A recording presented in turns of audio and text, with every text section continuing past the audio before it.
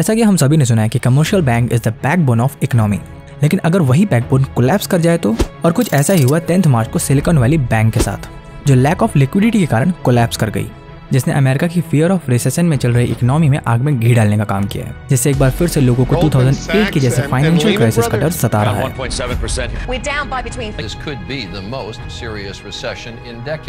पर अब सवाल ये उठता है कि ये सिलिकॉन वैली बैंक डूबा कैसे, जिसका नाम 10 मार्च से पहले बहुत सारे इंडियंस ने सुना भी नहीं था। और क्या सचमुच ग्लोबल क्राइसिस आने वाले हैं? और अगर ग्लोबल क्राइसिस आते हैं, then who is responsible for this?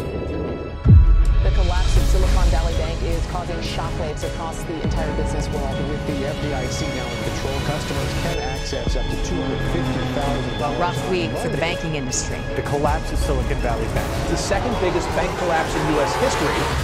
The Silicon Valley Bank collapsed on March 10 after a run on deposits doomed the tech-focused lenders' plans to raise fresh capital.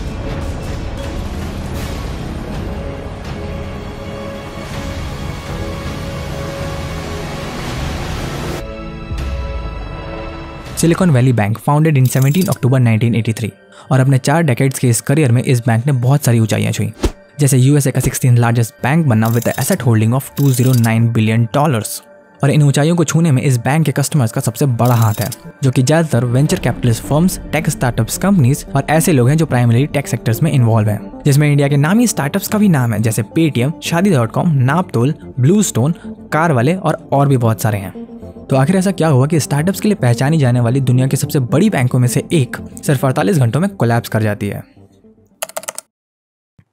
और इन सब की शुरुआत होती है अर्ली 2020s में, जो स्टार्टअप्स और टेक कंपनीज के लिए एक गोल्डन पीरियड था कोविड-19 के कारण, क्योंकि इन्वेस्टर टेक कंपनीज और स्टार्टअप्स में पानी की तरह पैसे डाल रहे थे। और क्यों डाल रहे थे? क्योंकि कोविड-19 में इंटरेस्ट रेट बहुत कम थे और लोन लेना बहुत आसान था, जिससे टेक कंपनीज के पास बहुत सारा एक्सेस मनी आ गया था, जिसे उन्होंने अलग अलग बैंकों में डिपॉजिट किया। और सिलिकॉन वैली बैंक तो पहले से ही स्टार्टअप्स के लिए जानी जाती थी, जिसके कारण एट द एंड ऑफ 2019 उनके डिपॉजिट $62 बिलियन से $189 बिलियन तक पहुंच गए एट द एंड ऑफ 2021। और फिर उन्होंने उस डिपॉजिट का major portion long term government bonds में इन्वेस्ट कर दिया, क्योंकि इंटरेस्ट रेट बढ़ रहे थे और कोई भी लोन लेने को तैयार नहीं था। पर बॉन्ड्स के साथ एक दिक्कत है कि उनका प्राइस इंटरेस्ट रेट के बढ़ने पे घट जाता है और इंटरेस्ट रेट के कम होने पर बढ़ जाता है। और इन्हीं बढ़ते इंटरेस्ट रेट ने टेक कंपनीज की भी हालत खराब कर रखी थी, क्योंकि कंपनीज का रेवेन्यू घट रहा था, क्योंकि कंज्यूमर्स पैसे खर्च नहीं कर रहे थे, क्योंकि वो भी इंटरेस्ट रेट से परेशान हैं। और फिर टेक कंपनीज को अपना बिजनेस रन करने के लिए याद आते हैं अपने सिलिकॉन वैली बैंक के डिपॉजिट्स, और फिर ये कस्टमर अपना पैसा निकालने पहुंच जाते हैं सिलिकॉन वैली बैंक।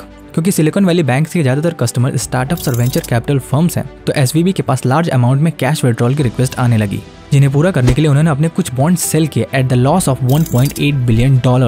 और फिर सिलिकॉन वैली बैंक ने 8 मार्च 2023 को $1.7 बिलियन की कैपिटल रेजिंग अनाउंस की।